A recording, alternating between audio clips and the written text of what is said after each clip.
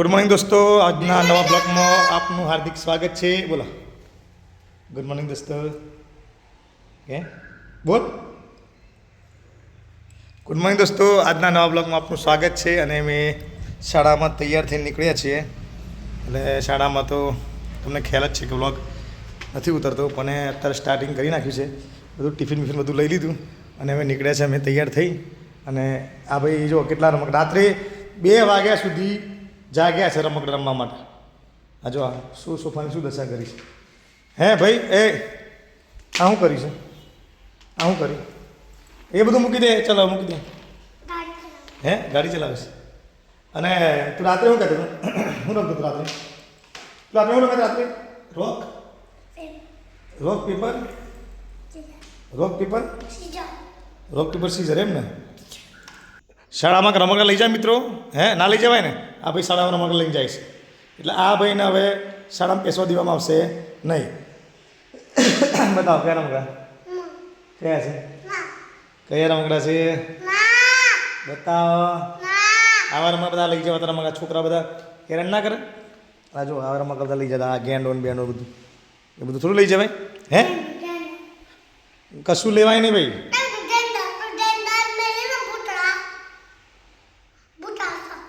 ત્યાં શું લીધું? શું લીધું બધાય? બતાય જલ્દી બતાય,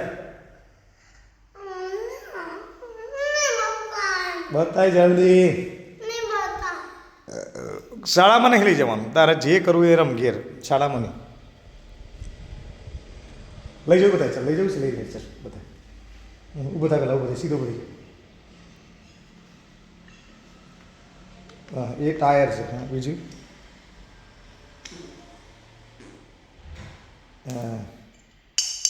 આ બધા કિન્ડર જોઈ આવે છે, 50 રૂપિયાની કિન્ડર જોઈ જે આવે છે ને, સૌથી ખરાબમાં ખરાબ વસ્તુ છે. આ છોકરાને બગાડવાની એ જ છે. આ બધા કિન્ડર જોઈ માટે લાવ્યા છે. ગમે તે જોઈને લઈ જાય, કિન્ડર જો લઈ આવો, કિન્ડર જો લઈ આવે એમ કરી અને આ બધા રમકડા ભેગા કર્યા છે. ના ના ના, આટલા 50 રૂપિયાના રમકડા ખરેખર ભારત તો બેન કરી દીજો કિન્ડર જોઈ.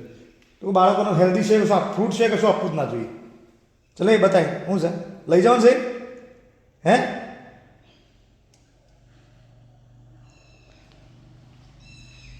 આવડે પેલું એક બિસ્કિટ બેન થયું છે.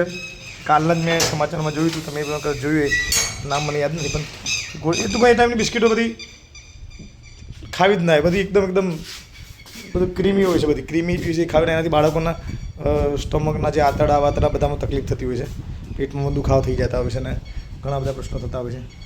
આજે જો વાતાવરણ કેવું સરસ છે બહારનું, તમને CCTV કેમેરો બતાવ્યો હતો ને મેં, એ પણ વર્કિંગ મોડમાં છે. સોલરનો એક પ્રોબ્લેમ થયો છે, એ હવે સોલ્વ કરવામાં આવ્યો છે. રોજ એક પ્રશ્ન ઊભો થઈ રહ્યા છે. આજે આનો વારો આવ્યો સોલરનો. આજે સોલર બગડ્યું છે. હવે એ ખબર નહીં, અંદર બતાવતું નહીં, નો સર્વિસ એમ બતાવે છે. હવે જોઈએ છે. કબૂતરનું તો કાલે કરી નાખ્યું. આ જો તમે બતાવો, કબૂતર આ ઉપર કબૂતર માટે તો વ્યવસ્થા કરી છે, ચડીને ઉપર બધું લગાવ્યું, છતાં એ કબૂતર આજે આવી બેઠું હતું. આ બધી જગ્યાએ ખોખા મૂક્યા છે. આમ તો બધી બસ સારું ડેકોરેટ કરવાની જગ્યાએ હવે બધું વેસ્ટ થવા માંડ્યું છે. આ બધું મૂકવું પડ્યું છે, કારણ કે ના મૂકીએ તો કબૂતર અહીં બેસી જાય છે, અહીં બેસી જાય, ઉપર બેસી જાય, ઉપર વધારે બગાડે. હવે ત્યાં નથી જગ્યા મળી એટલે સીધું પંખા પર બેસે છે. પંખાને સીધું પંખા બેસી સીધું નીચે લીટે બધું બગાડ્યું છે. તો જ આપણે તાજ સાફ કરવાનું. ચલો મિત્રો, હવે શાળાનો ટાઈમ થઈ ગયો છે, એટલે બાય બાય. મળીએ આવતીકાલે નવા બ્લોગની અંદર. અને આપ સૌનું આમાં બ્લોગમાં હાર્દિક સ્વાગત છે. લાઈક કરજો, શેર કરજો અને સબસ્ક્રાઈબ કરવાનું ના ભૂલતા. ધીમે ધીમે હવે બ્લોગના વ્યૂઝ વધવા માંડ્યા છે, એ સારી બાબત છે. આભાર મિત્રો, થેન્ક યુ.